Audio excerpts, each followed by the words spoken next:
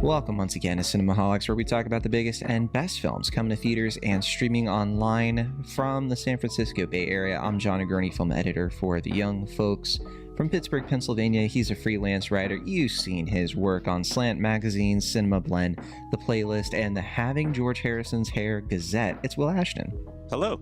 We have a special guest this week. He's a rapscallion, a real vagabond, and what for? Also, he's a Spider-Man expert who's actually read the comics, I think all the comics, and he does co-host some other podcasts with Will, but you don't need to know about that. It's Matt Serafini.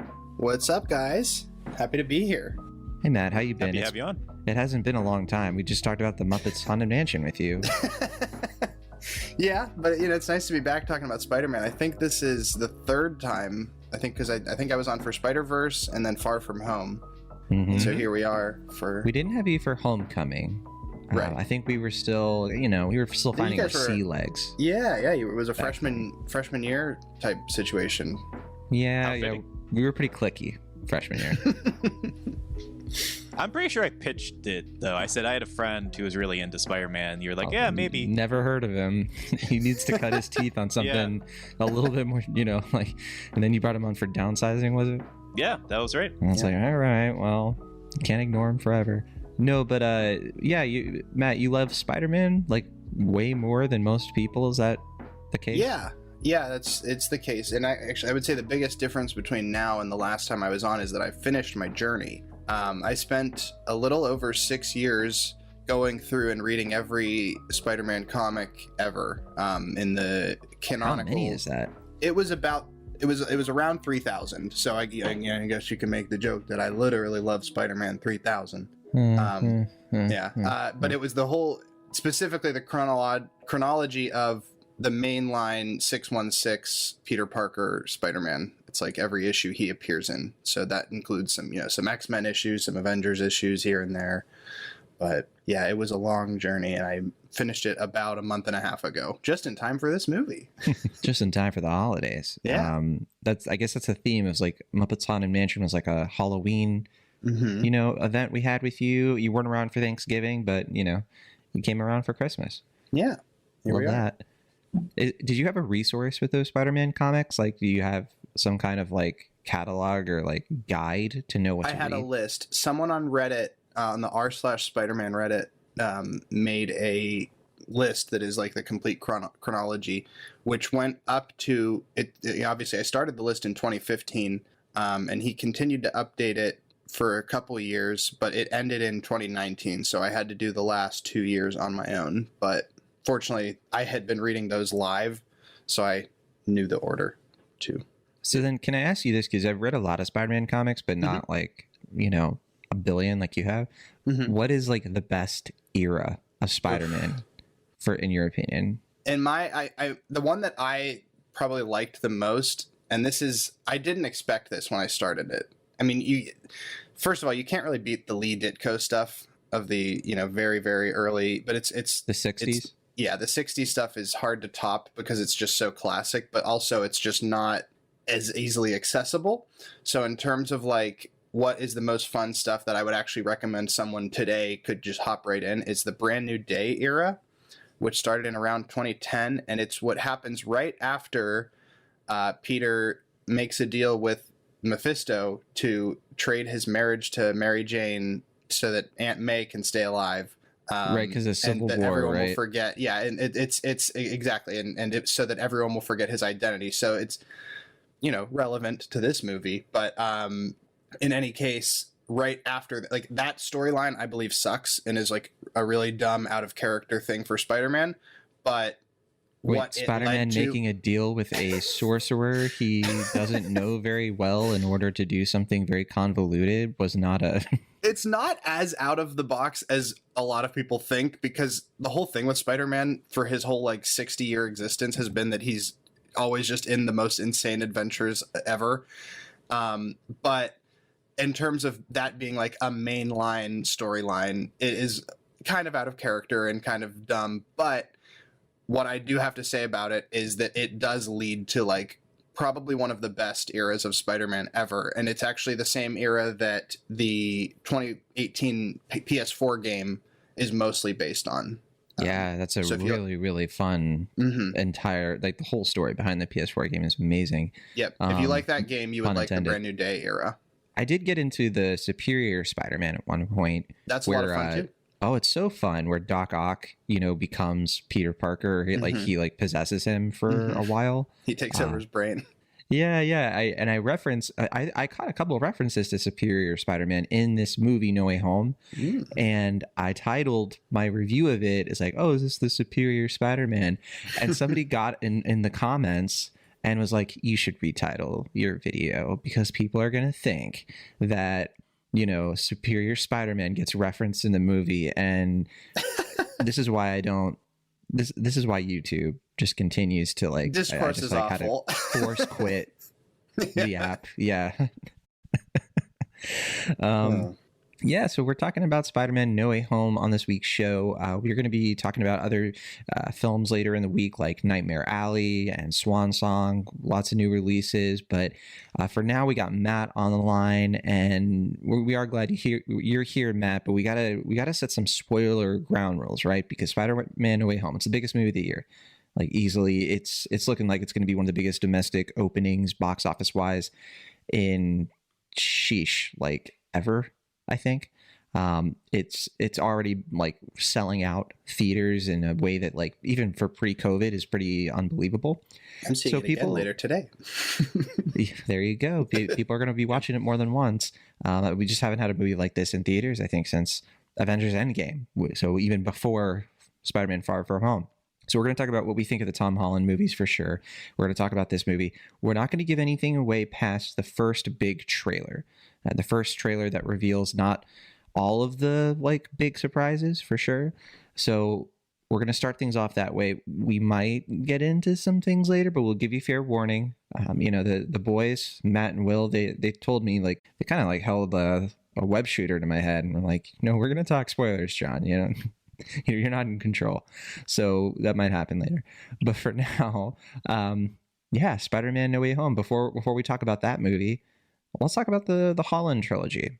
This is the third live action Spider-Man film franchise, right? Gets rebooted in 2017. John Watts directing all three of these movies. I think the writers for sure like are kind of shared, right? Like, did the writers kind of go back and forth? There's a team of 6. Well, so it's 3 different 2-man writer teams on Homecoming. But yeah, because Chris McKenna and Eric Summers were on Homecoming and the sequels, but there were some other folks who aren't on this one. I know because John Francis Daly. Yeah, right? I think most of them are just on Homecoming, and that it's Chris McKenna and Eric Summers on the rest. Exactly, yeah. Because that first Spider-Man Homecoming movie is like, it's a bit funnier. It's a bit more like a teen comedy, right? And then they kind of like they kind of like figured out the formula and just gave it to those 2 guys from there. Jonathan Goldstein, I think, was the other guy. But this trilogy has been definitely praised quite a bit. People really like it. They like it a lot more than the Garfield 2 movies. I think most people probably are, choosing the Sam Raimi trilogy over this one. If they're really comparing them, I think Will for sure is that person. But in terms of like what this trilogy has been, it's been very much like an MCU trilogy. It really hasn't been like a solo Spider-Man story. It's had him kind of doing a lot of stuff we've seen him in the comics. We're referencing that, teaming up with other superheroes, having stories that tie into this like larger world. And in my opinion, that's been kind of cool because that's an interesting thing to do with Spider-Man that works in the comics. It works in the movies too, but it's certainly not to everybody's preferred taste. Some people are like, no, like you can have that. That's fine. I don't mind. But let's get back to the Spider-Man I grew up with, where it's, let's have him just like really having like an emotional journey where not extra tied to like all this other lore stuff I don't care about as much. Will, I think that you've been you've liked these films, haven't you? I feel like every time we've talked about one of the Tom Holland Spider-Man movies, they seem to me like the MCU films you probably like more than most of the other ones. But is that true though? Sure. I mean, I definitely enjoyed Homecoming. I think of the three Tom Holland Spider-Man movies, that's still my favorite, just because I admire that film for being about like the low man on the totem pole.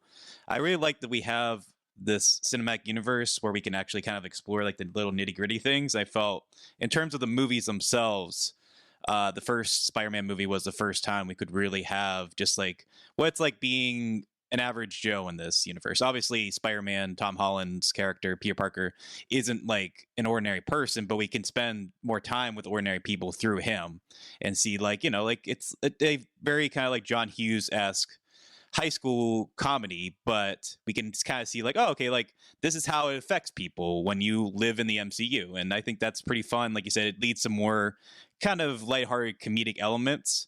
But for me, I think the appeal of Spider-Man has always been that he is more of like the kind of working class superhero. Like he is the type of guy who can kind of have a little bit more at stake. He doesn't always successfully balance his work life and his home life, and it's just that balance and trying to do the right thing and being noble but not always succeeding that's been key to Spider-Man's character. I think Homecoming ultimately does that well. I've seen it 3 times now, and I think the first time was always going to be the best viewing. It has been a little bit of diminishing returns over time, but I still think that movie kind of gets that spirit right. The Tony Starkness of it all is still kind of unfortunate. It has an Uncle Ben problem in that there's just no Uncle Ben. And the movies have tried to rectify that, and I don't think they've done it to great success, but I admire them, I guess, for trying. Far From Home, I think it's fine. I don't remember it particularly well. I don't like that it's outside of New York. I think people appreciate that as a change of pace, but he's the friendly neighborhood Spider-Man. And, Spider-Man, I think he's just best suited for New York. It's just who he is. I think my favorite scene in all these Tom Holland movies, maybe not my favorite scene, but one of my favorite scenes is just when he's just kind of like goofing around in Homecoming, and he's just like in New York, and there's like that one guy's like, do the flip, and he's just like, yeah, like that's like, to me, like that's like the type of Spider-Man stuff I like. And I think Far From Home started to move away from that by having him like kind of trying to be like a pseudo Avenger, I guess. And for me, that just wasn't quite as appealing, but It was Tom Holland's day off. sure, which is fine. I get what the appeal, like you said, still trying to do the John Hughes thing, but ultimately, I think I admire that movie more as a blockbuster because it's still pretty entertaining and amusing and diverting enough. But as a Spider-Man movie, I just don't think it's quite as successful. I think Homecoming is a little bit better being an appealing blockbuster while still having the core Spider-Man elements.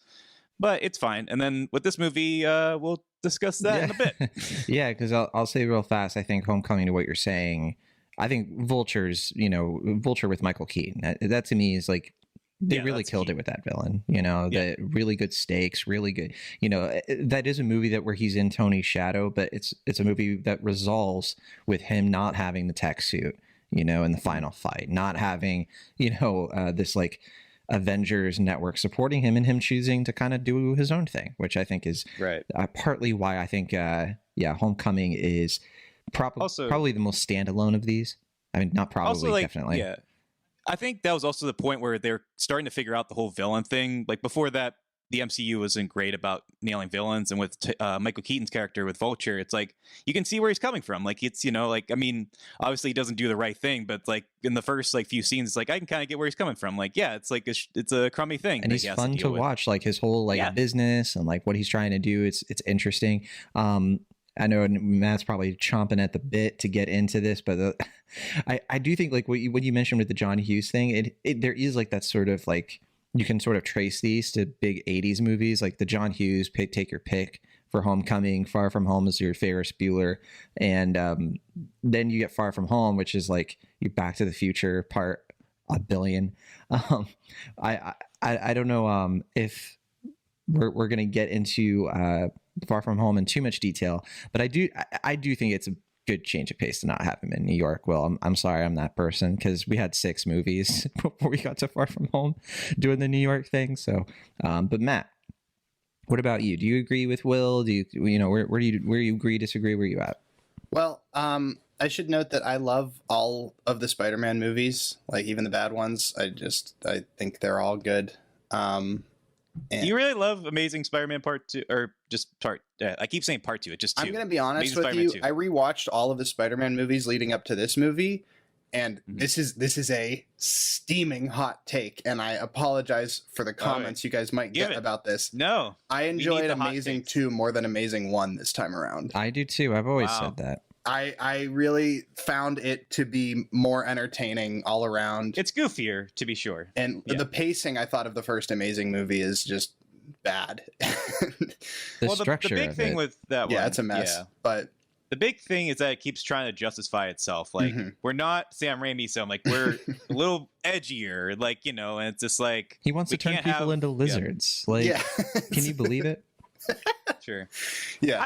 I mean, the thing that I think makes the first Amazing Spider-Man better for me than the second is just Dennis Leary's performance. I think it's pretty underappreciated, to be honest. I think that's something that was missing in the second movie to keep it a little bit coherent. But Dennis, I get what you're saying. But what the second movie has, I think, is a much more. I think the whole Gwen Stacy's father, man. the Gwen Stacy thing with Emma Stone Yes. and him being a little bit more like. I think their romance is more interesting in the second one. yes. And that's And go ahead. him as Spider-Man is like probably the closest I think the movies have ever gotten to really getting this comic book Spider-Man. Which, Agreed. not to say that I don't like the other versions of Spider-Man. It's No. just it's cool to see like the movie actually like do that version. It's pretty well. Yeah.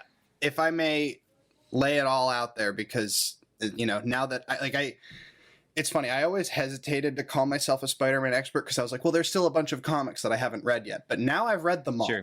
So I The feel gloves are off. I feel like I can, I've like ascended a little bit, and I can like You've look Yeah, at you're all web of Spider-Man. crawling, you know. I can I can stand on top of the Empire State Building and look at the whole canon of Spider-Man. And so here's the way I like to think of it. The Raimi movies are a great adaptation of like the Silver Age Spider-Man. That's your Steve Ditko, Stan Lee, early era.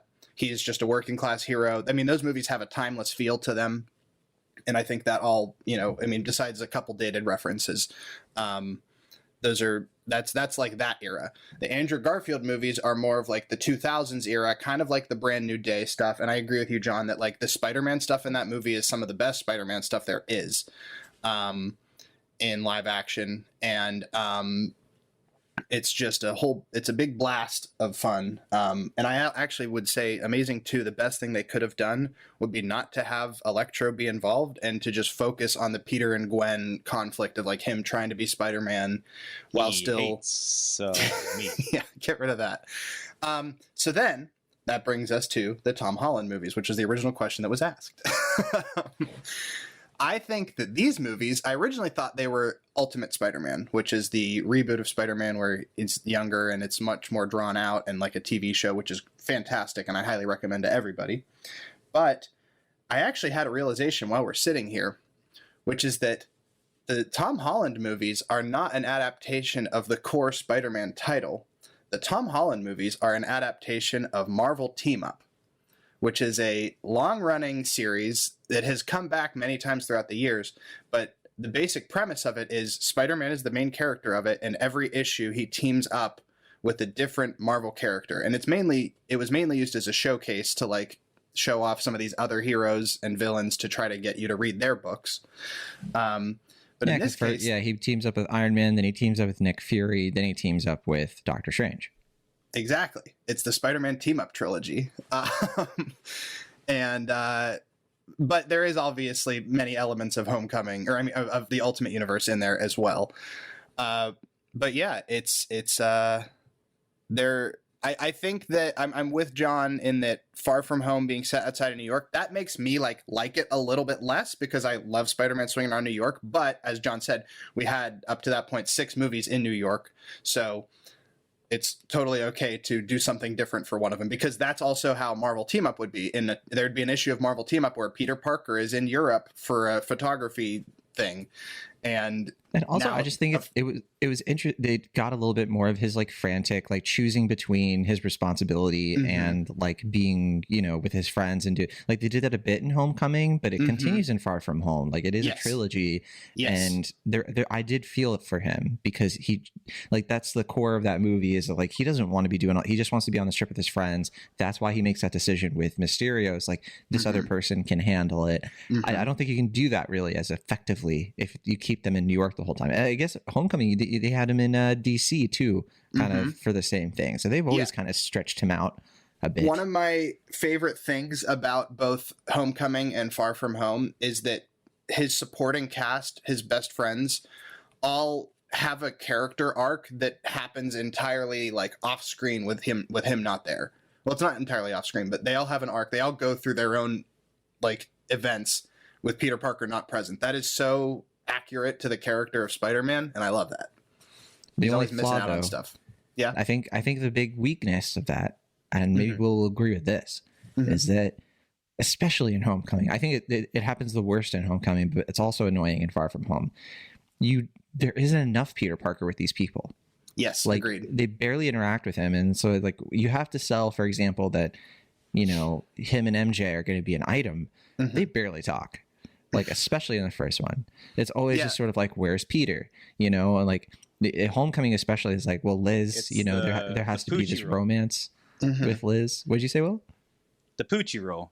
Every time Peter Parker's not around, all the other characters should be asked, "Where's Peter Parker?" Yeah. Matt. John doesn't watch Simpsons. Oh so no! I don't.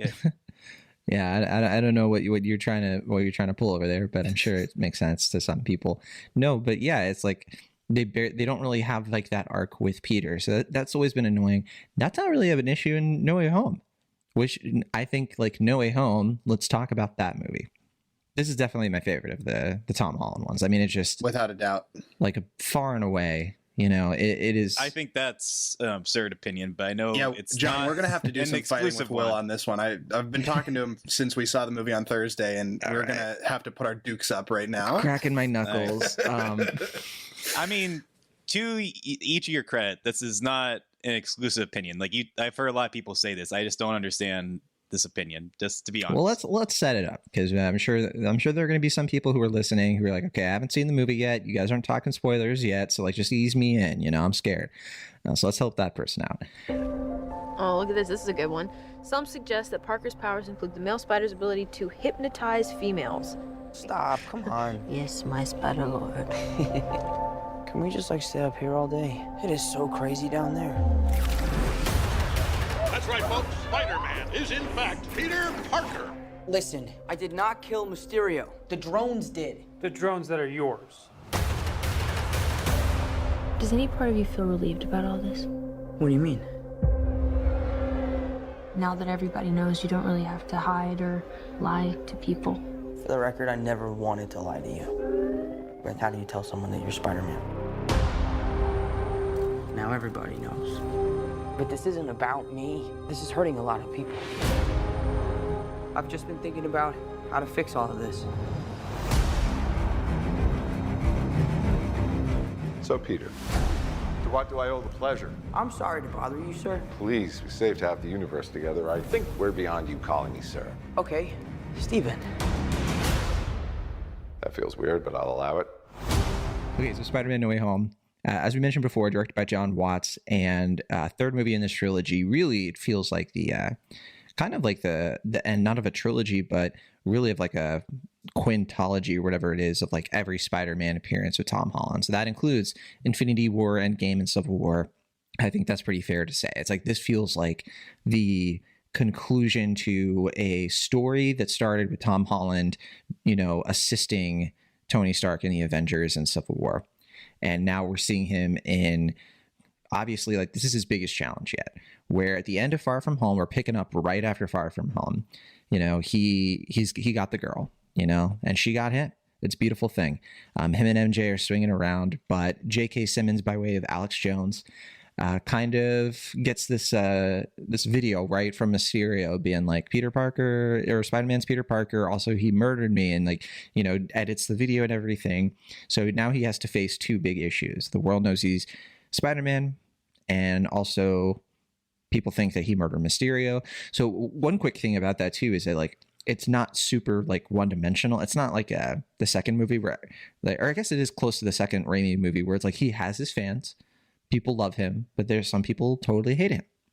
And so that's kind of, you know, pretty true, I think, to the Spider-Man lore. So then, and I will say, I don't know if this is controversial or not, but I did think the post-fact commentary in the second movie was pretty interesting. I thought some of the more interesting scenes in the second film, truth be told. Sure. I think there's a lot of commentary on a lot of Spider-Man movies in this. I think it's fair to say. But the main drive of this film is that the world knowing his secret identity, it comes across to me like he can handle it. He's fine with it. He's like, you know what, I can take that hit. But he quickly realizes that it is bad for his family and friends. It's bad for MJ and Ned because now they can't get into college because nobody's going to accept them. He can't get into college either, but really it's more about how it's affecting them. Of course, like, you know, he and Aunt May now have to like live in hiding, and it's just made everything more complicated. I do like that they actually devote some time to establishing the problem. I was a little worried the movie would only give us like a few minutes of like this, and then it would just like renege on it or do something with it where it's just not an issue anymore. But it's like throughout the whole movie, like he has to deal with this. The whole world knows he's Spider-Man, and we've never really seen that. We've never seen like, what would it be like for Peter to actually like go to high school and just people know? Like, of all the, I don't know about the comics, but I don't think of any like Spider-Man show I've ever watched. Like even the ones where people like, I think Venom tells the world that he's Spider-Man and Spectacular Spider-Man, but like nobody believes it. And that's what I was like kind of dreading would happen in this. But no, like everyone just kind of knows now, and he's not trying to hide it. So there you go. So that's the core of the movie. He goes to Doctor Strange though, and it's like, can you fix this problem for me? Help, you know, make it so that the world forgets I was Spider-Man. And so then Doctor Strange agrees to help him for some reason.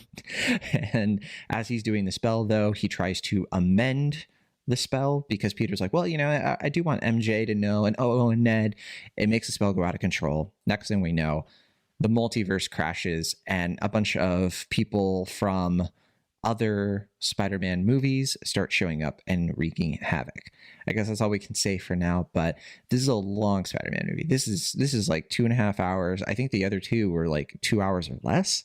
I want to say like they weren't long. At least I don't remember them being long. I also did a stupid thing a couple years ago where I watched all of the Spider-Man movies except for because Far From Home hadn't. So it was right before Far From Home. So up to Far From Home, not including it.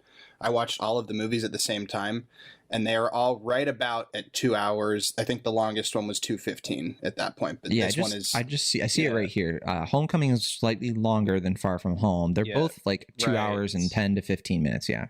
Mm-hmm. Yeah. So with No Way Home, we have a much longer film. We also have a film doing a lot more characters, and I think we should say up the fourth. It's getting lots of love from critics. It's getting lots of love from Matt and John, and not everybody, but we'll start with you, Will Ashton. Where are you at with Spider-Man: No Way Home? Why is it? Why don't we start with Matt? Film for you?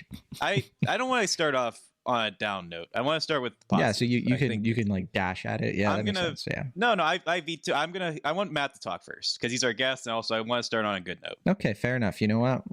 Let's do it that way, Matt. Spider-Man. Well, see, now I was prepared to just have all of my stuff be in response to Will's negative stuff, but you can I saw you put some boxing gloves on. You can take those off. It's fine. I'll take off the gloves. I love this movie very, very, very much, but I mean, in fairness, as with all the credentials I've established, this movie was also pretty much made for me. Like this was Candyland. I've always said that Spider-Man 2 is the best Spider-Man movie, live action at least, because Spider-Verse, I believe, gives it a bit of a run for its money in terms of that. But in terms of like a standalone movie, I think Spider-Man 2 still has it. But this is the first time that I've been like, I don't know, this might be better. This might be the best Spider-Man movie we've seen. Yeah, I really, really loved it. I thought it really juggled all of its many plot lines that you just mentioned, John, very well. A lot of great character beats. All of the performances were really good. I I don't know. There was a lot to love about this movie, and it's hard to like go into detail about that because we are avoiding spoilers for now. But I mean, it really captures the core of Peter Parker. I think this is like the first time that Tom Holland has really got to make the role his own in some ways. And it's kind of I remember, John, I saw a little bit of your review, but I was avoiding reading anything before I saw it. But I remember you mentioned that it kind of did what you've been wanting the last two movies to do, and I could not agree with that more. This is the first one that I really do feel has felt like a Spider-Man movie, as opposed to like the team up kind of thing. This felt full force Spider-Man. We're doing the thing. It's Peter Parker. He's in New York, and he's dealing with a lot of chaos. It's Spider-Man, baby. 100 years. Yeah, I don't know. Yeah. I said in my review, I think that this should be the worst Spider-Man movie ever made. Like, it really should. I have so many problems with it. Yeah. Yet it somehow is like you're saying. I do think it is one of the best. I think the highs of it are higher than almost any other Spider-Man movie. The lows aren't that low for me. Like, the lows I can live with pretty Agreed. easily. Like the issues I have, and I have lots of issues, but they're all sort of like, yeah, but I didn't care while I was watching it because you get so swept up in it. Yep. I just sort of like forgive it. Like, I just pat it on the head. It's okay, baby Spider-Man. You did this for me, and so I'll do this for you. Like, that's kind of my relationship with this movie, and we'll talk about it. And I agree. I think that this movie, out of almost all of the Spider-Man movies in general, except for 2 and Spider-Verse, it has the best ending. Like, I think that it takes everything that it did throughout the whole movie, and it ends on a note that I think it just needed to be, in a way that like actually gets me like excited for, I don't even want to say excited for more Spider-Man movies. I don't want another Spider-Man movie after this, actually. I want to be done with Spider-Man for a while. Like, I want a long break. I know, Matt, you want him every year. You want him I can't say I agree with that. Yeah, but I do know where you're coming from, because it's a similar feeling to how I felt at the end of Endgame for the whole MCU. I was kind of like, I think we're good here. Yeah, that's what it is. It's like, it's not that I would dislike another one. It's just sort of like, this would be a nice place to sort of give it some time to rest. But I'm sure if another one comes out, I'm gonna show up. I'm not gonna puff my chest or anything like that. Now, Will Ashton, I believe you came to this fight with a knife. We've got our guns though, so I don't know what you plan to do here. The sad thing is that I'm not even that really defensive about the film. If anything, it just kind of depressed me, I guess, because I just find it to be a pretty aggressively mediocre film. I wish I shared your enthusiasm for it, either of your enthusiasm for it, or saw what you saw in the film. But I guess we'll start with some of the positives, because I don't want to make it seem like I'm a negative Nancy here. I do think that this movie is a better Spider-Man movie than Far From Home. And that, like I said before, I feel like Far From Home was going more in the MCU route, where it felt like he was kind of like Avengers 2.0, where he's just like Avenger adjacent, not really capturing a lot of the Spider-Man qualities that I feel are key and central to the character. I agree with you that it's nice to see more Peter Parker in these films and more of him being Peter Parker with his friends and all that. I'm cool with that. But I think while I enjoy that movie more, it's less about Spider-Man's arc. It's just kind of more like, here's another MCU movie with Spider-Man in it, and that's fine. It has some interesting political ideas, but I don't think it really, as the second part of a trilogy, I just don't think it works quite as well. So I appreciate that this movie feels like a more natural sequel for the character, in that like it's actually evolving the character a little bit more. There are some stakes established, however flimsy, and there is a sense that like Spider-Man has to make some real decisions here. It's going back to the very core parable of the character, which is that with great power comes great responsibility. Yeah, there are actually some moral dilemmas in this. Right. I respect that. I think that's all fine. But for me, I think the reason why the John Watts Spider-Man movies have deflated with me over time is because they feel like taffy to me, in a way that the Sam Raimi movies continue to stick with me, even as we continue to get so bombarded by so many superhero movies and Spider-Man movies. In that we see from his vision, even as much as people criticize Spider-Man 3, I think he's very conscious about how he makes every creative choice. You may not agree with them, but I think they all come from a very sincere, loving place. Every creative decision in those films is very palpable. The casting is very inspired for every character in that.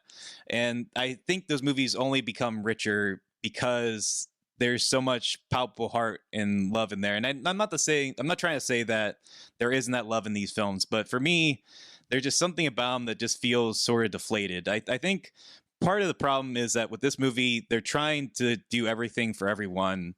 And they're trying to, like you said, like have a conclusion to the Spider-Man MCU trilogy. They're trying to kind of do a pseudo Spider-Man 3 for the Amazing Spider-Man trilogy, and they're kind of doing an epilogue for the Sam Raimi Spider-Man movies. Actually, more of like a reunion special, I guess. And I guess by trying to be everything at once, it just I just don't really feel this like grandiose feel to it. I feel like a lot of the visual choices are pretty flat. I don't think it's as quite as visually dexterous as I guess other people are suggesting. I don't remember the set pieces that well. It does have that kind of visual muddiness that I feel has been a big problem with a lot of the MCU movies. And I just found like the cameos themselves, without giving away who they are, to be kind of a mixed bag. I think some people are really in the bag for it. I guess it's not, since you said we can talk about what's in the trailers, I think Willem Dafoe is the MVP of the movie. It's clear that he's like, I'm not just doing this for the paycheck. If I'm going to play Green Goblin again, I'm going to have some fun. Like, I'm going to get in the rough with it. I'm going to do some physical stuff. I am going to have fun with this character. And I think that's very palpable. And I think that improves the film quite considerably. And I agree with you, John, that the second half of the film is better for the first for that reason, and a few others that we'll probably discuss later on. I think there's still that sincere energy from Tom Holland as far as his performance. I think his sort of guilelessness in the character, his like kind of boyish charm is still palpable.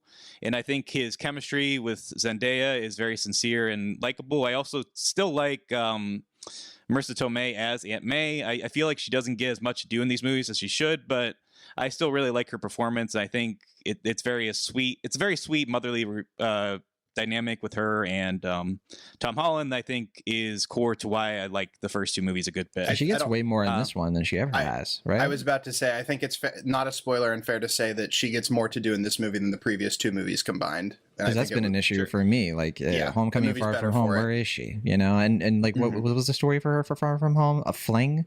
I was okay, come on. Yeah, which is like, kind of like, they need to justify, like, why is Happy still around if Tony Stark's not around? Oh, because, like, they're together, I guess. I think the payoff of the fling in this one is pretty good, though. It is. I do think Far From Home, they didn't need that just because, like, well, with Happy, he was like, there's a touching moment with him with this making the suit and everything. But, I get it. Yeah. But I guess, I mean, broad strokes, and part of it's like, I guess, just me getting older and getting more cynical, and I'm trying not to bring that energy into the film because it's not the movie's fault or anything, but it's just like that whole thing where it's like Scorsese was saying, like, there's like cinema and there's audiovisual entertainment, and I feel like this is like coherent and competent audiovisual entertainment, but I just feel like it's not super appealing for what it's trying to be. Like, I think a lot of it, especially a lot of the I'm trying to dance around the cameos, but I feel like a lot of their inclusions felt awkward and flat to me in a way that wasn't intended. And I don't know, if that's kind of the core of what this movie is and that doesn't really work for me, then I don't really know what I'm really trying to get out of this film ultimately. Get it? Because Ultimate Spider-Man. I highly disagree that it's not appealing for what it is. I mean, I think that is this movie's bread and butter, is that for all the issues, I think you can lay at its feet, all the nitpicks, and there are so many. I did a space with Adonis Gonzalez on Twitter. He and I talked about the movie like in detail. Also with Ryan McQuaid was in there too. And, I was kind of the negative guy, I was kind of like, I didn't like when they, and they were just sort of like, bringing me back from the brink a little bit. Just because like we can't downplay or undersell how sheer entertaining this is, like sheerly entertaining. I don't know how you say that, but just like like sitting through this movie, it for me at least, it just like flew by because I think the characterization in here is like right on point, and I think that like I think it's a shame you don't remember the set pieces. I think the set pieces are kind of what keep this thing moving really quick. I think the set pieces are varied. Like there are just a lot of like really key locations. In a way, with like Far From Home, it all kind of like blends together a bit for me. Homecoming, I remember the beginning and the middle most. This one, like I think the middle is probably the weakest part for me. But like we have like a 1-track scene in an apartment that is unbelievably like, where did that come from, John Watts? Like, oh, you can actually like add some signature style to your directing. Like, that's interesting.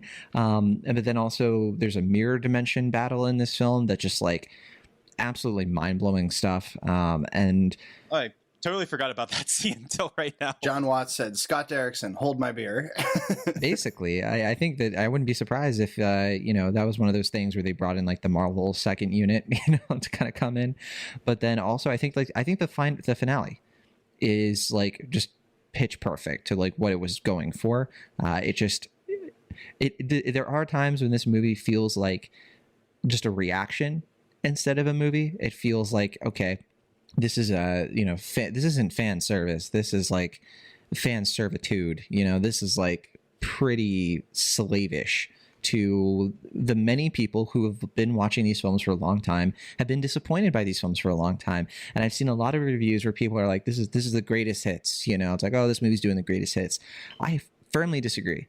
I think this movie is like highs and lows from throughout all the Spider-Man stuff. It's not just like Alfred Molina as Dr. Octopus. It's also, I won't say, but like it's retconning, and I think you touched on it, Will. It's retconning a lot of things with the Raimi and Garfield trilogy that were a little bit, left hanging, especially this question of like, well, what do you do with like these villains? Like, do you just let them die? And I think that was actually like an interesting question. I think you said too, Will, is like there's some stakes to that. There is like this moral dilemma for Peter to sort of address. And I think that's where the film is really good. I also think the film is super hilarious. I mean, it's just funny. Like it's as funny as Homecoming, if not more, which Far From Home was funny, but I think it was a slight step down in comedy. There.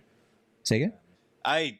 Homecoming's definitely the funniest of the three. I had no real laugh moments from this film, but that's me. I understand. I had a good amount. I was kind of laughing out of my chair a little bit in this one, which is obviously different strokes. But yeah, Matt, how do you want to make Will feel out of the gang? How do you... Well, I mean, the thing is, I am understanding of Will's opinion on it, because he and I have discussed like the spoilers and everything, and I genuinely do see where he's coming from for a lot of his criticisms. And it is ultimately, I think, a case of different strokes for different folks, because I was like John, I was laughing out of my chair in this movie, having a total blast at every moment. But I don't know. I'm trying to think of like what Will's criticisms are that I can like counter or even agree with. I think it'll be easier once we open up the spoiler talk. I think right? so too. Yeah. We can get a little bit more specific. So why don't we just like wind that down into like a couple last things, and then we'll play our Rotten Tomatoes game, and then we'll spoil it up. All right.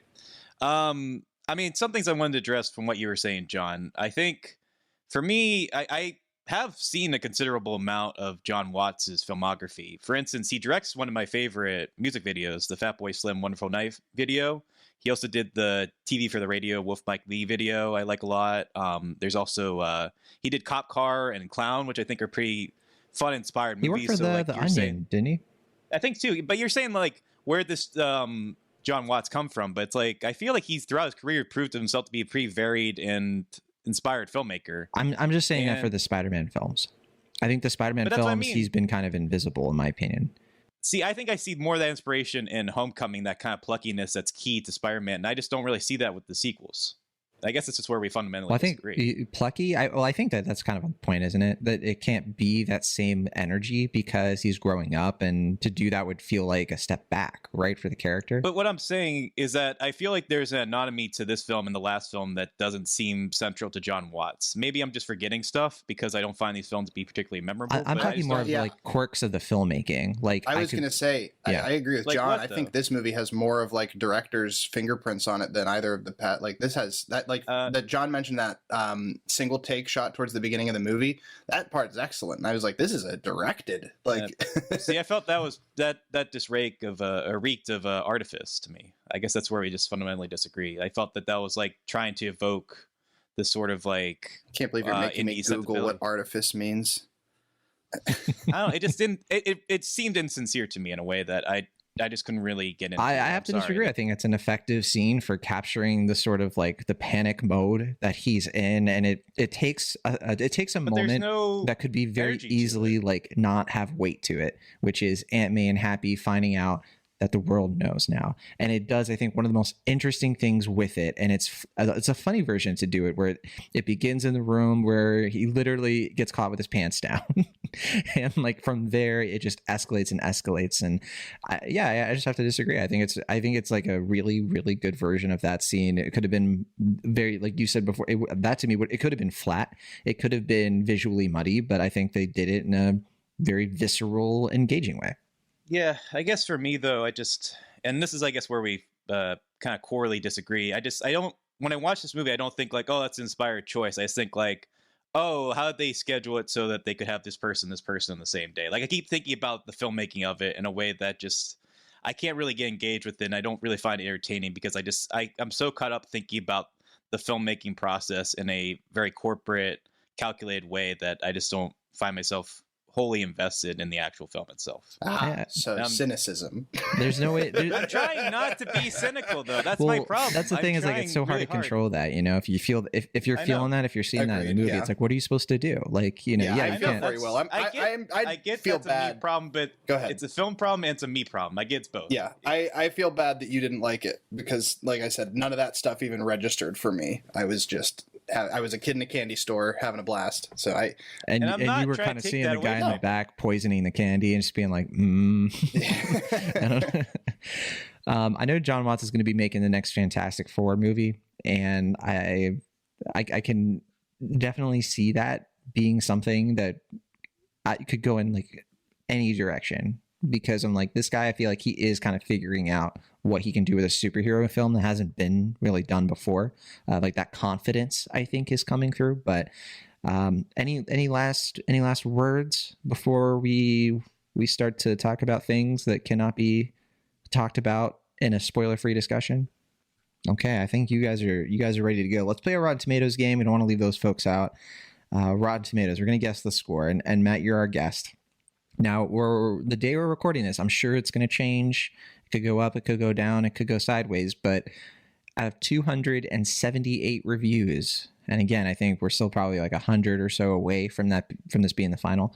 But out of those reviews, what do you think is the Rotten Tomatoes critic score for Spider-Man: No Way Home? Well, I don't know. I don't know if I can fairly play this because I think I actually know it, but I guess I don't know for sure. So should we start with Will, because he might? Yeah, I was going to say, because I saw it. I think I saw it like yesterday. So okay. So we should start. I didn't realize this was a thing. It's all good. Did we do it for Haunted Mansion? We probably did, but I forgot. I'm sorry. It's okay. Yeah, we're not very memorable. It's fine. Will, what do you think? I know it's in the 90%. I don't know exactly where it is in the 90%. My guess is going to be 94%. So Will guessed 94. What about you, Matt? What do you think? I'm going to say 95. It's 94. Price is right. It's 94? 94 exactly. Yeah. Oh, wow. Shoot. Yeah, you should have gone with a little. If you aim for the king, you best not miss. It seems so. Well, now I just have to. We need to make sure that a couple more people write positive reviews, so I'll be right in the end. Well, yeah. What about Cinema Score? We have 10, or not Cinema Score. We'll do that in a second. But what about Audience Score? We have 10,000 plus verified ratings. Why not mix it up? Let's do Cinema Score right now. We don't usually do that second. I haven't brought it up yet, so I don't have. Oh, okay, sorry, I'm going to bring it up while we. Yeah. But okay, Audience Score. What do you think, Will? You know what? I'm going to guess both since we brought them up. I think Audience Score is going to be 98%, and I think the Cinema Score is going to be a flat A. Flat A. And what did you say for the Audience Score again? 98%. 98. All right, Matt. What do you think? I'm gonna say that there's some Wills out there that are not tanking the audience score, but they're hurting it a little bit. So I'm going to say 96 on the audience score. 99%. There aren't a Dang lot it. of I those was Wills. like, I can either go above or below Will, and I'm going to be I decided to go with the more conservative choice. I was wrong. Yeah, it's never a good choice to be more conservative than Will Ashton. All right, what about cinema score, Matt? I guess I'm gonna say I don't really, is the cinema score, is that based on It goes fans from- or critics? So no, there's a group of people in Las Vegas. We don't know who they are. We don't know what they're doing. We don't know their religions. We don't know their political affiliations. Or For how some they feel about the reason- Spider-Man movies? I guess we For do some know reason, that. Yeah, we're about to. For some reason, their opinions are very, very important, and we tally and value them. So, what do you think? We don't, like I said, we don't know anything about them, but they tend to like a lot of stuff. You said a flat A. I'm going to say an A+. Matt got you on this one, Will Ashton. It is an Yeah, A plus. I figured that I was just like, well, we talked about A+ scores last week, and I was thinking about some of the movies that we got there. I was trying to think, like, did they like this more than Green Book? Like, I'm gonna say no, but who knows? Yeah. Well, the other, I mean, it was not a bad guess because not No Way Home, but Far From Home and Homecoming both had A cinema scores. So this is the first A plus for the Tom Holland Spider-Man movies. But okay, let's open it up for a little bit of spoiler talk so Will can make his case, because he certainly hasn't convinced me that No Way Home is a bad movie or a movie that I can't forgive for its many foibles. And I'm not trying to convince anybody, to be fair. I mean, you can like the movie. I'm not trying to take that away from anybody, but I mean, I'm just trying to. Maybe to me, it's coming across less like, maybe it's more of like, you just want us to understand your issues. And we want right? to understand you. I mean, speak for yourself, Matt. Well, I also want to know what John's foibles are. My foible is Me that the too. magic spell of it makes no sense. It's ridiculous. Like, Are we in spoilers right now? I thought you were going to count it down. well, I guess that's not really a spoil, right? But let's open it up. I did say like let's open it up, but like, this is do your a count last or warning. whatever. Yeah, final warning. We're going to talk about all the stuff you want to Yeah. talk about. Yeah. Let's starting now. You've been warned, but okay. Yeah, the magic spell makes no sense. In what regard? especially like in the end of the movie when like the parameters of it, like what logistically, how does this even work? Like, Yeah. do they erase evidence? Like, can somebody watch a broadcast that was saved and be like, who's that Peter Parker guy? Like, they could just easily be reminded. This whole thing where like, oh yeah, you MJ think- and Ned don't remember me. Doesn't he have photos with them? And why would they forget who Peter Parker is? They just forgot that Peter Parker is Spider-Man. Wouldn't they still remember him? It's I think what you're trying to ask is there a Mandela effect in the MCU? yeah, it's just like, what? How does this work? Because like you could easily have it so Doctor Strange would be like, hey, in order for magic. this to work, I have to erase their memory of not just you being Spider-Man, but that they would forget Peter Parker. That is And- what he says. Is that what he says? Yeah, he says the only way to do it is to make them forget about Peter Parker. Like, forget who Peter Parker is. Okay, I thought it was just like that first spell where they No, forget. no. The first spell was at the beginning of the movie. At the end of the movie, that's why this will work. Yeah. Because the first one got messed up and is what caused all of this in the first place. At the end, the way to resolve it is everyone has to forget about Peter Parker, period. That helps a lot. That Right. that actually. Well, I'm okay. glad. That actually like makes me a little bit more like, okay, that I think I just missed that. Now I do still have the issue where How like, can he get what an is in a apartment or memory of have clothes? Spider-Man? Yeah, well, I mean, all of that stuff. I think like the idea of him being anonymous now is great. I love agree. how the It's- ending. It's a like, wonderful way to set the slate for the future. He doesn't have the tech suit anymore. He's doing his own. He's actually like a Spider-Man. This is what we've been wanting. This is what I've been wanting Yeah. out of the MCU Spider-Man all this Me time. too. Like, It's like get rid of the. He doesn't need like Karen or whatever her name is. Yep. Telling He's him on what to his do. own. And I love that. But like this whole idea of like their memories of like who Spider-Man is like very nebulous to me. It's like, what are the yeah, limits of that? especially. Well, I think the thing that muddies it up is they show him at the grave talking to Happy, and he's like, "How did you know her through Spider-Man?" And it's like, wait, how did May know Spider-Man? Like, so yeah, my that's guess, what I mean. my guess is that it's basically like this: people remember interacting with Spider-Man, but they don't remember who Spider-Man was. So, like, I think I saw May- somebody be like, it's like his face is blurred or something in their exactly, minds. which is how it is in the comics. Whenever he does this, because the thing is, all of this actually is a direct reference to the arc that I talked about at the beginning of this podcast, where he makes the deal with the devil. Because what Peter remembers happening is that he went to Tony Stark and Doctor Strange and Reed Richards, and they all worked together to make this big spell that causes everyone to forget that Peter Parker is Spider-Man. And there's like tech involved and everything. And, I was gonna say, like, Reed Richards does like magic. No, yeah, they help with the tech of it all, and Sure. but there's an issue where the Fantastic Four, like, he has to now make the conscious decision to reveal himself, because there's like a point where someone takes off his mask and it is just a blank face. They're not able to see it, so it's nebulous. My other foible is I think the Lizard is really weird in this. The Like, I archival genuinely, footage. yeah, I genuinely don't understand what's going on there. And then also, how in the world does Doctor Strange get trapped there for 12 hours? He's Doctor Strange.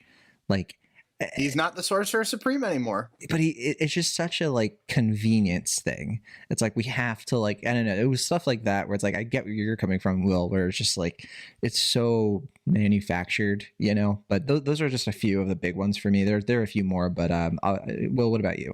What's your big gripe?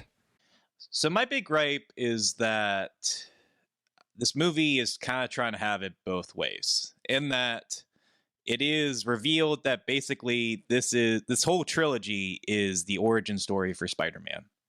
Like, it is the origin for Tom Holland's character, his evolution as accepting and fully embodying Spider-Man.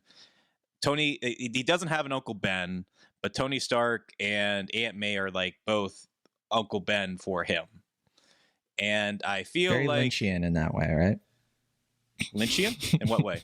That's not the word I expected to hear for Spider-Man No Way Home. The idea of like this old Uncle Ben is this young Aunt May embodied by anyway, no, that's just me. You mean Freudian? Not Freudian, no, but Okay. I don't know what it you just mean feels by like something I would see in a Lynch respect. movie, where it's like an old man is inhabited by the souls of like two different people, one of them being a young version of an old woman in a different previous. Let's just go ahead, Will. Okay. I think I kind of get what you're trying to imply there, but I don't quite follow. But yeah, I think for me, it's like, here is the origin of Spider-Man, but it's also the conclusion for Spider-Man. It's like both at once. It is Spider-Man becoming and accepting Spider-Man, but it's also like, we have to, put a nice bow on the Garfield Spider-Man movies. We have to conclude this trilogy of Spider-Man that we established, and we have to pay our dues with the Raimi movies and kind of be like, here it is, like, this is like the grandfather of them all, like, right next to Stan Lee and, all the people at Marvel, like, he's the one responsible for the MCU being the MCU at this point. Right, and it does all of that, and it does it pretty well. It's pretty, I agree. Well, it's really great. It's a high balancing I act. guess if it had pulled that off, I guess better for me, I would have really respected it. For me, like I said before, I just feel like I get so caught up in the calculations of it and the idea of like, they have to do all this, and this, that I feel like each individual moment is cheapened because it can't do everything at once. And like we said before, I feel like, at least for me, especially coming off of Eternals, like, we're kind of at this point where I think they've done this balancing act for so long. It's been impressive for the most part, but I feel like it's all kind of starting to crumble, at least for me. And I get the other people, it's really working for them, and I'm not, like I said before, trying to take that away from anybody. Like, I get that this is really doing the number for them, and I don't want to take that away. I'm going to interrupt you for a moment. Well, not interrupt, but Sure. I'm just going to counter because I do see what you mean, that like, oh, everything, it's getting a little too big for its britches and it's starting to crumble. But Yes. I'm just going to briefly recall in 2015, I saw Avengers Age of Ultron with Will Ashton, and he said the exact same thing. And that was 6 years ago. But that was before like we really got like Avengers Endgame. Okay, so this is before we got whatever's coming next. I mean, you know. But I think you would agree that like after 2015, like they had like different creatives involved, right? And we had Black Panther, and we got like these like they respected a little bit more of the artistic integrity. So are you saying they're not going to do that anymore? I'm not saying that at all. I'm saying that I just think that we're getting to the point of no real return. Like, I think we're getting to a point now where like Marvel isn't really being anything specific and nuanced and personal for anybody. And I can respect that people disagree with that. But for me, at least, it just feels like I'm so aware of what it's trying to do in terms of the narrative or the timeline here, that I'm not really thinking like personal choices or like what John Watts as a filmmaker is really bringing to this personally, or like in a way that Raimi's movies feel so earnest and sincere as a filmmaking vision, or even to some extent, even like what Mark Webb was trying to do under the restrictions of Sony being just insane and not knowing what they want for the property. You know what? I will actually, I'll give you that. I will concede that that is one of my biggest gripes with the MCU is they feel a little bit committee designed. And I think there is appeal to that, but there's also not appeal to that. And but my only qualm is I don't think this movie and Eternals are the ones to be criticizing, because I would say that both of those feel directed, at least, especially Eternals. But, well, can I bring up Eternals? I mean, Eternals, because I think Eternals is like the biggest counter to what Will's saying. Because here's the thing, Will. The Eternals for me, the big issue with that, trying to be different. I get it was trying to be well. Here's the thing. Eternals is a great like attempt, like it's a great like a step. But the problem with that movie is that it doesn't have that like central narrative, that whole like this is what this movie is first and foremost. I think Eternal suffers from what you're talking about, where the subplots distract from the main plot, because I never understood why I was watching what I was watching. But I never felt that in No Way Home. I always felt like I totally understood what is the most important thing about this movie. It's about Peter, you know, figuring out what his life is going to be like as a superhero. Is he going to be the superhero like these other spider people where their villains die and he just lets that happen? Is he going to keep living in the shadow of others and not grow up? Like, that's always the main thing.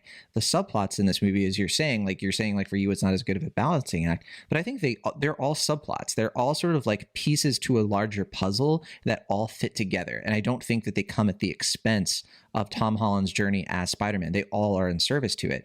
Like with all the villains, like there are a lot of villains that show up in this, but like collecting them and like Peter getting overwhelmed by them and them trying to like rationalize their universe, it all services Peter being like, I'm not just going to leave them behind. It's of a piece with the other films. And then when you have the whole thing where you have Tobey Maguire and you have Andrew Garfield in this movie, which we haven't even talked about, but like I think like having them in there and showing like this is what your life could be, you know, this is what, you know, you could be dealing with. Don't learn from our mistakes. Like, I think all of that is in service. So I didn't feel like it was just like an extra ingredient that doesn't fit, in the same way that like Eternals has stuff in it where I'm just like, what is the point of that? Like, it doesn't like, is this Cersei's story? Is it Icarus's? Why are they, you know, so that's my main thing. I think this movie does have a focus that works. Yeah, I mean, well, to clarify what I was trying to say before, I think with Eternals and No Way Home, they have similar but different problems in that I think Eternals is getting too big for its britches, because it's like, hey, we're at a point now where you can introduce 10 random characters that like even Marvel fans don't know particularly well in a $150 million blockbuster and get the same success that we get with Guardians of the Galaxy or Black Panther or Ant-Man or something like that. Like, in a way that like I think I admire that film because, like you're trying to say, like it's trying to be more artistically friendly. Like, it's going more for like letting Chloe Zhao doing what she wants with the film, which I think is what Marvel should be doing. The problem, as you're suggesting, is that they just kind of like, she just has too much to do in one film. Like, I think she has to try to establish 10 characters, try and make an appealing blockbuster, but also try to make something singular to Vision while also being appealing to the stockbrokers at Disney Corp. And I just don't think that balancing act quite works. With No Way Home, it's like you're trying to say, where it's like they are trying to have this whole overarching narrative that's like, here is like Spider-Man not only as a character, but as a franchise that continues to be one of the biggest core characters of 21st century film. Like, going back to like the very beginning, like in early 2000s. And it's like, here is this kind of overarching narrative and why Spider-Man is so important to cinema people or cinema fans, why people keep coming back to see Spider-Man movies and all this stuff while respecting the lineage, respecting the history of it and all that. I can appreciate that. I feel like if it was done better, but I think the core scene for me that I guess works for you guys, but just doesn't work for me, is a scene where we have all the villains like locked up with Doctor Strange in that like little chamber center. And they're all kind of like, hey, like, in my universe, XYZ, but it's like, well, in my universe, XYZ. And I feel like, okay, that's a really interesting idea there. It's like the idea like they all kind of have to reckon with the idea that like they all have similar-ish stories, but they have different consequences and different ideas. And it's like that could be a pretty meta interesting idea for exploring what like is the core of franchise filmmaking and all this stuff. And I feel like that scene is so deflated by, I don't know if it's COVID restrictions or the scheduling, but it's like, here is a medium shot where we shot Willem Dafoe saying some stuff like 2 months ago. And then like, here is Ralph Fiennes recording some lines in his bathroom. And then we're going to animate the lizard here. And here is Alfred Molina looking kind of bored with the Doc Ock stuff.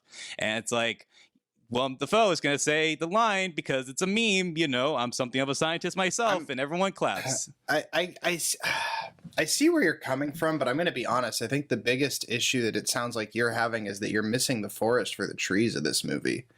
You're like focused on all the details of like, this part looks bad because they did it during COVID, so it's, you know, it feels stitched together, which is a valid criticism, to be clear, but like, sure, don't focus on that. Focus on the fun of the scene. I get that it's not always a choice. I get, I know, because there's no pace, there's no energy. I'm just saying that's my like diagnosis of what your problem seemed to be. These are some of the weakest parts of the movie, so it's not like I'm far from you on there. Well, I'm not far from that home. Should be the core of the film. Why else would you have all these characters coming back and interacting with each other if that's going to be one of the weakest scenes in the film? I don't get this. I think there are other moments that make up for it, at least for me. I mean, to be totally honest, like I think for me, my big gripe kind of related to this stuff is like Peter just decides to cure them. And it's a very weird, like it's a weird direction that the second act goes in, and it's a little sloppy of like, what? And it works when he makes a decision with the box, and he's like, I'm gonna take the box, I'm gonna, you know, figure something else out. But then it just sort of like transitions into, we're gonna let these guys out of their cages, and I don't know, there's not enough like proper setup for like what goes on there and like what his plan is, and he makes some choices that I think why are the just, lizard stays in the truck, like why am I gonna bring my aunt into this and like put her in danger? I don't think the movie really reckons with the guilt that he has, because like he should feel guilty for like what he did there. I think there's a little bit of that overconfidence of like, I can handle this, I'm a man now. But like, I don't know, I think that the film just doesn't quite. I think if there's anything that the film tries to have it both ways in, it's Tom Holland's, like the tragedies that he faces, like with losing Aunt May, almost losing MJ. I don't think the movie quite handles that exactly right, even though the emotional beats themselves are really, really good. Like I was genuinely like feeling for the kid, but I don't think it has the same sort of like, you know, inevitability that the other Spider-Man movies have. It's kind of weird in that respect. Can I talk about the things I do like, though? Please do. I guess. All right. So since you brought it up, I think the movie becomes significantly better when Andrew Garfield and Tobey Maguire are introduced not merely as cameos, but supporting characters. Agreed. Something that I genuinely did not expect. Like I was totally like, agreed. I thought Andrew Garfield was going to get like 2 or 3 scenes, and then we're going to have like one moment where like we see a web shoot out. And it's like, Tobey Maguire's here. Like, and he's just like, hey, good on you, kid. Pizza time. Have fun. Yeah, pizza time. For everybody. Yeah. It's like, eat your vegetables, be a good kid. Anyway, I'm going to go back to my universe. I don't understand this at all. Bye. I honestly thought that's what was going to happen. And I like that Tobey Maguire, because we haven't seen the guy act in like, I mean, years, right? It's been a while. For me, it was Great Gatsby was the last thing I saw with him. For me, I think it was Labor Day, the Jason Reitman movie. I'm looking it up now because I generally don't remember either. I remember Brothers was like the last thing. I know he was in the Boss Babies, but just as the voice, right? Yeah, the narrator, the first one. Pawn Sacrifice. He didn't come back for his 2. That was his. Where he played Bobby Fischer. Yeah. Where is he? I don't know. Yeah. So do you remember that from SNL? Yeah. So yeah, for that scene, like I was like, okay, like this stuff's working for me. I'll be honest. Like I'm like those scenes, like it's fun. They have like kind of a fun, palpable chemistry together. I like when like Ned's like Peter Parker, and it's like yes, and it's like no, the real Peter's like we're all Peter, and it's just like that stuff's like that's what I want from a cross universe stuff. I don't think it's quite as good as like in the Spider-Verse when they do that stuff, but I like the bit with the web shooters where they're where it's like what are those for? Yeah. Yeah.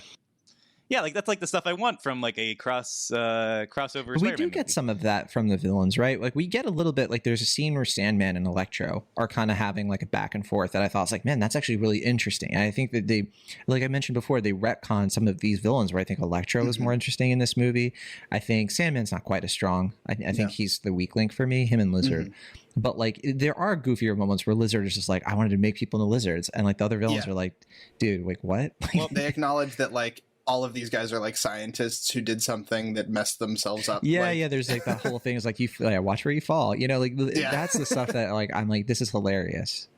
But I do agree that it's stronger when we have Garfield and Maguire in there because like it's so meta and it should be awful. Like it should be so like cringe.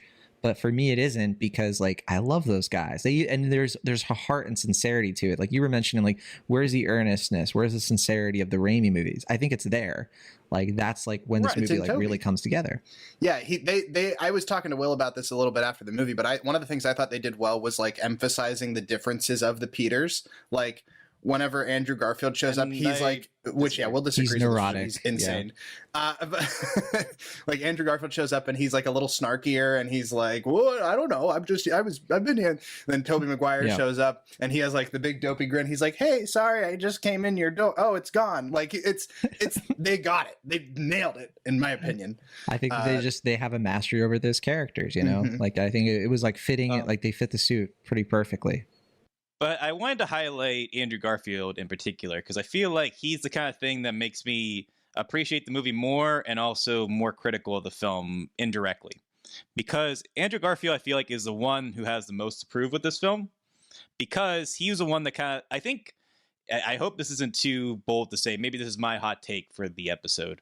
I think in terms of acting, Andrew Garfield is the best actor of the three, like Tom Holland and Tobey Maguire. I think that's for he's sure. the best. I totally agree with that. Yeah, undoubtedly. I didn't know if that was a hot take to say or not, but his performance is like the saving grace of those movies. Him and Emma Stone. Yes, Emma Stone credit. And he got a raw deal. I think he got like screwed over by two movies that frankly just didn't really know what they wanted to be. They're also trying to appeal to stockholders and also try to like kind of justify their existence. And I mean, I think he does a good job in both films. I don't think his performance is ever the weak link in any of those films, but he just never really got the proper time to shine. And I think this movie, you know, even like that little cute scene with him and Ned and MJ, where he's just like kind of doing banal things, but like just trying to prove that he's Spider-Man. It's just like this has way more life and energy to it compare it to any other scene in this besides Willem Dafoe stuff.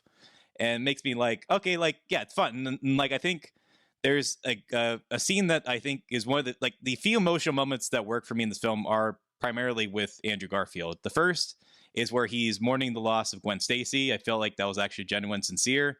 And I think it's pretty palpable when he actually rescues Zendaya's MJ. And like, he's like on the verge of crying because he actually was like he was able to do in this universe the one thing he couldn't do in his own. And it's like, okay, like that's where this kind of like multi-layered narrative is actually working. And I think that's primarily because of Andrew Garfield. But then like you see an actor like that same with Willem Dafoe, like you see these two actors who are like giving it their all, like returning to the characters and doing as good, if not better work than they were doing before. And it's just like, then like everything else just kind of stands out as flat and not very interesting to me because their performances remind me of how much better this movie could be. And it just is like, then I'm just seeing like I said, it makes the movie better and worse at the same time. I guess for me, it's just like, oh, good, that's in the movie. I like it more now. You know, it's just like I guess a difference. Like I wasn't feeling like, oh, I wish more of the movie was like this. I was like, I'm glad the movie is like this. I guess is what happened with me. That's how I feel too, John. Yeah, I'm just able to, you know, that's fair. Overlook some things, you know. But all right. I did want to mention, Aunt May dies in this, and it's they did what the comics could never do. Right. And I think that it's like it serves the story so well, right? Where like we end it and he really is on his own. Yeah, no Aunt May, no friends, no like it's such a downbeat thing, but like at the same time it's like such a like inspiring kind of thing that he's like gonna soldier on anyway. And that's the only reason like I could, if it wasn't for like that note on the way it ends, I would just be like, I'm done with Spider-Man ever. Like I really don't need another one of these, but like if It's we did get Spider-Man another one, Endgame. I would be so curious of like what happens with this guy next. Like I don't know, this movie is so good at just like getting me curious about like what's going to happen in the next scene. It's like, oh, Doc Ock is in this, what happens next? It's like, oh, now we have more villains, what happens next? He and Doctor Strange are like at Oz, what happens? Like all of that stuff, I think it hooks you like every single scene and just keeps going and going and going. And I think that if there is one thing that I am worried about with this movie, kind of to Will Ashton's credit, I think that this movie could have really, really bad diminishing returns. That's like my real big worry, that like the more we watch it, it's just going to be like, that's not as good as the first time. You know, it's like, I didn't see that with the crowd this That's time. That's my issue with all the John Watts Spider-Man movies. Which makes it even more, you know, of a concern. we do differ on, because I think Homecoming has been richer for me on subsequent viewings. I agree. Far From Home's Yeah, I been the liked it more. same. Yep. I've seen Far From Home twice. I liked it both times. I didn't love it both. You know, I didn't like it less or more. But then Homecoming, I've like repeatedly been like, man, that's such a funny scene. Or like, I didn't love you know. Homecoming the first time I saw it. I like really enjoyed it, but then since revisiting it, I've liked it more each time. I will also say that concern of like whether this will be diminishing returns is the reason that I still haven't like said for sure if I think this is better than Spider-Man 2 or not, because I need to see it again to be sure. See, I definitely don't think it's better than Spider-Man 2. Like nothing for me. I don't think it's better. I think I might like it more. I should use my words carefully. We could say, yeah. You might be surprised that I'm going to say I don't think this is better than Spider-Man 2. Well, I mean, yeah, I'm wondering if you think it's better than the third I'm kidding. Spider-Man 3. Oh, it's not. No, this is probably my second least favorite Spider-Man movie. What's your least favorite? Amazing Spider-Man 2.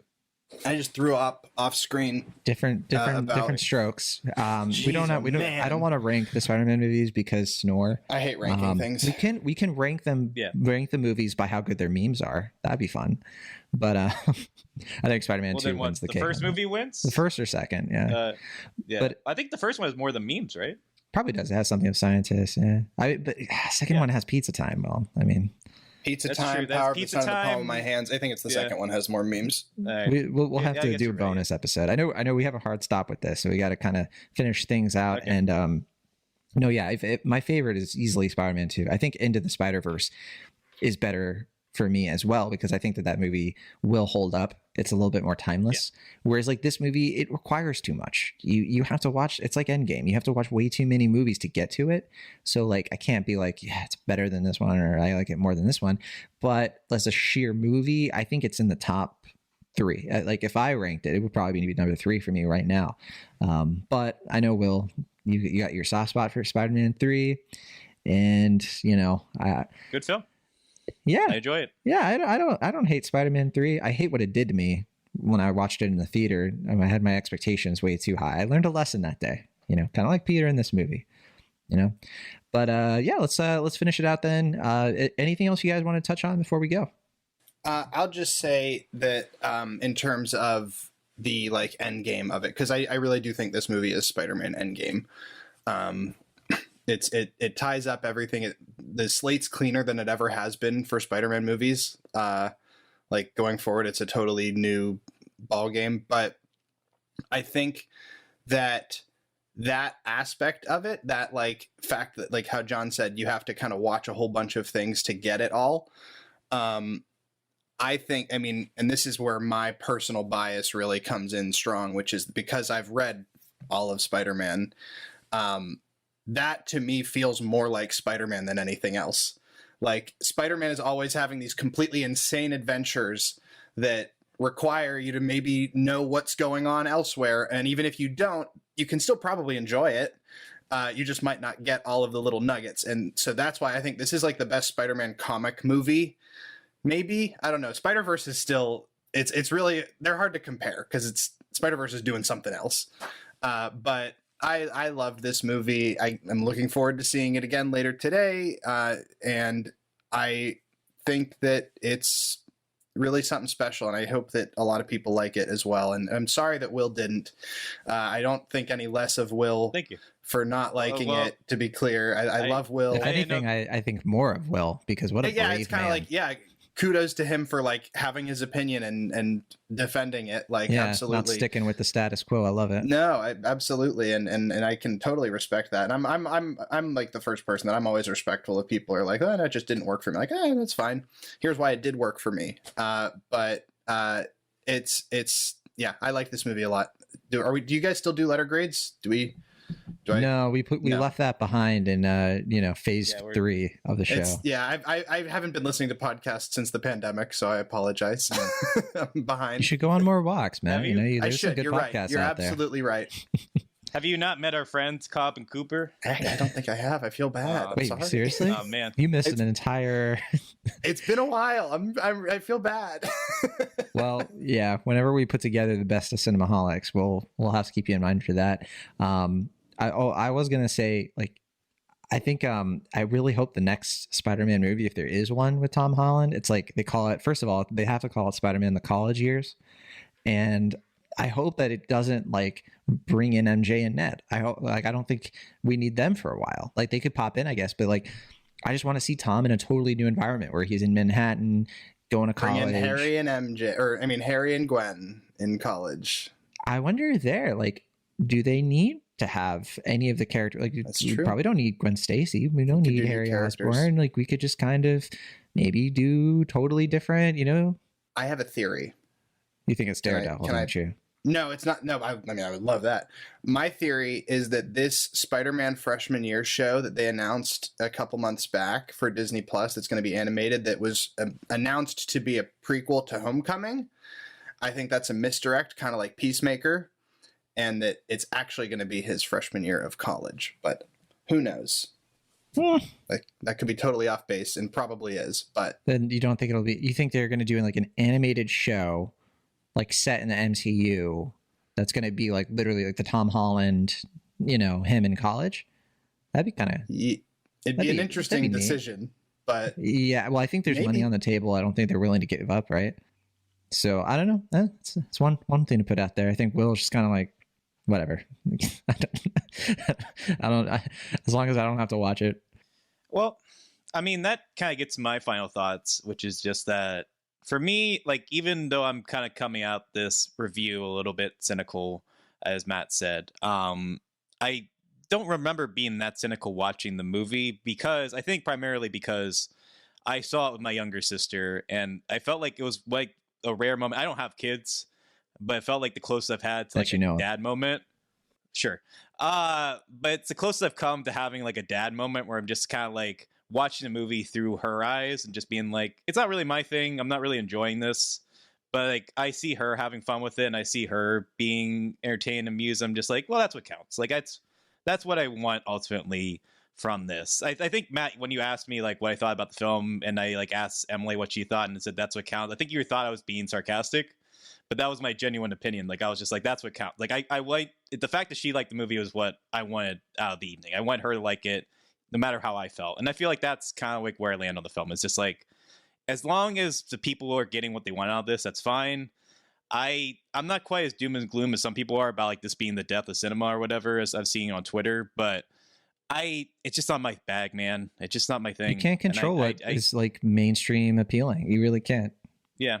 And getting old, man. It's just like, it's, the tides are changing, and that's just, they're not going where I want it to go. And, that's fine. That's not that's for me to work out. I have some things that work out myself. And I would hope the Spider-Man movies get better in the process, but that's not really for me to decide. Like I still don't think Scorsese was like totally accurate when he said these are theme park rides, but I do think they're close to theme park rides. Like, if we're being like literal about it, like, theme park rides are very shallow. They're very like, you go on them, Yeah. and those are manufactured. Those are sort of like built to like go on over and over again to figure out all the little bits and bolts. And I think the movies can be so much richer. They can have an experience that lasts with you more than any theme park ride ever could, at a different, across all ages.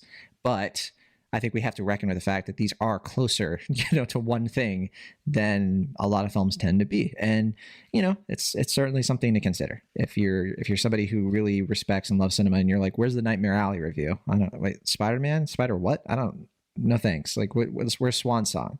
I want to know about Mahershala Ali and what he's up to. Sure. But we don't have time to get into that today, sadly. But we will be getting into those movies and more later this week. Happy holidays from us. I think you might not be hearing a lot of stuff from us before the holidays come about this coming weekend, except for maybe some bonus reviews. But Matt, before we peace out here, is anything you want to plug? Anything you want to tell the listeners? What's going on? I don't have too much to plug. I'm actually not even on Twitter these days.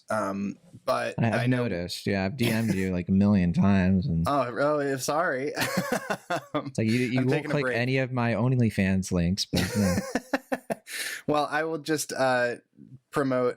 Will and I are going to be with Chris. We're going to be doing the season finale of this season of It Ain't Ogre Till It's Ogre later this week. Hopefully that'll be out by New Year's. So keep an eye out for that. Are you going to announce the movie for the next season in that episode, or is that coming up later? Probably. I don't know. What. We gotta decide it first before we announce it. So, one step at a time. Yeah. Clock's ticking. Yeah, definitely. Sounds great. Thanks for being on the show, Matt. Always great to have you. Always great to have a resident webhead. Yeah.